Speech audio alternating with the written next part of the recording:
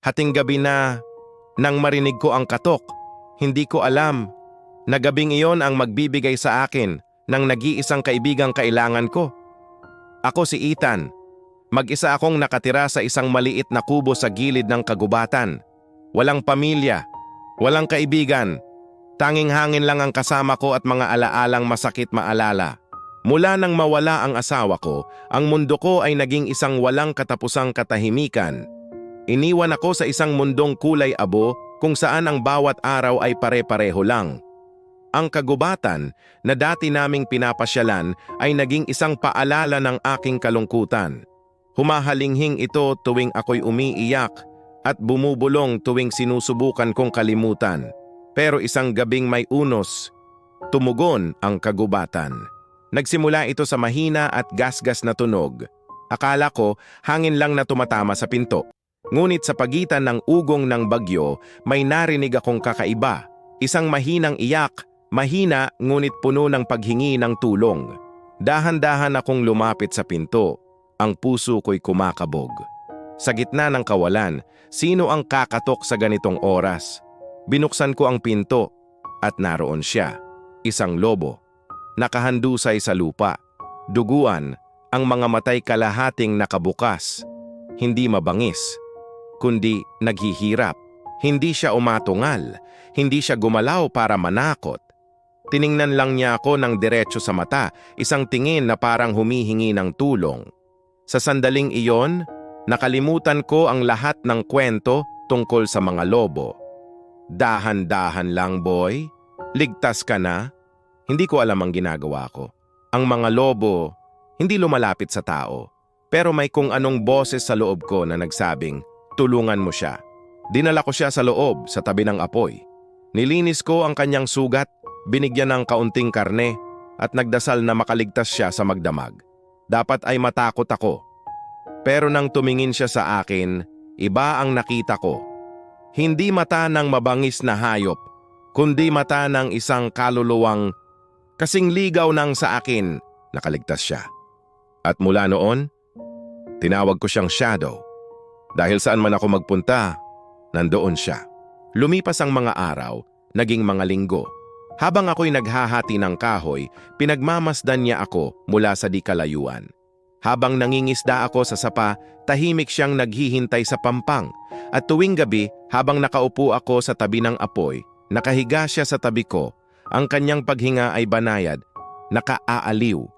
Hindi na ako mag-isa, hindi siya alaga, pamilya siya.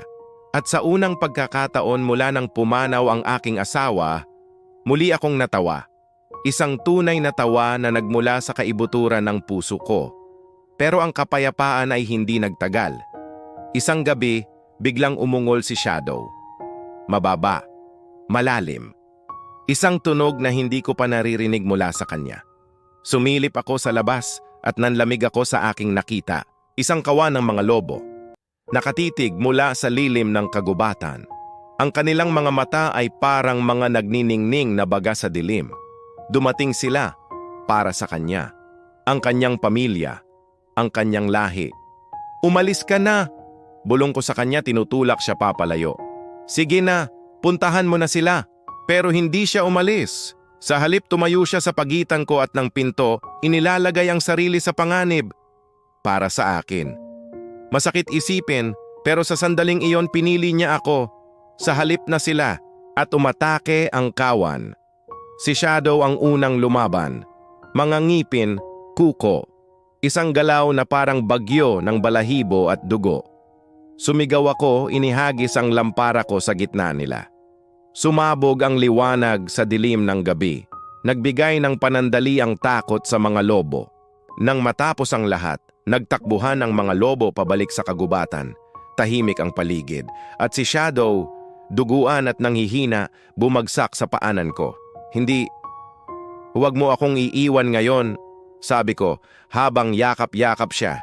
Tumingin siya sa akin gaya ng unang gabi, ang kanyang mga matay pagod na pero puno ng kahulugan. At parang sinasabi niya, salamat. At doon ko naunawaan, hindi ko siya iniligtas. Sa buong panahong ito, siya ang nagligtas sa akin. Lumipas ang mga araw. Bumalik ang katahimikan sa kubo, mas malalim at mas mabigat kaysa dati. Hindi ako makatulog, wala akong gana kumain. Ang bawat sulok ng bahay ay nagpapaalala sa kanya.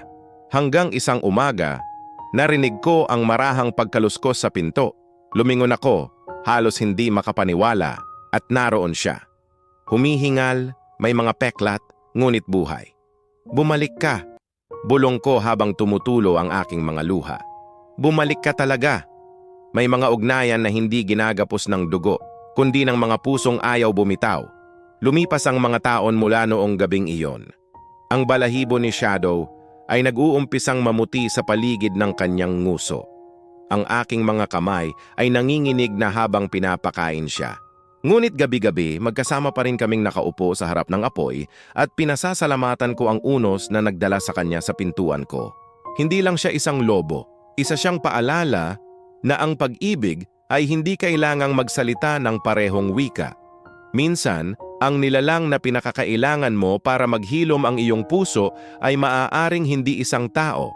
Dahil minsan, ang magliligtas sa iyo ay hindi kailangang maging tao. Kung isang nilalang na sugatan at ligaw ang kumatok sa pinto mo, bubuksan mo ba ito o tatalikuran mo?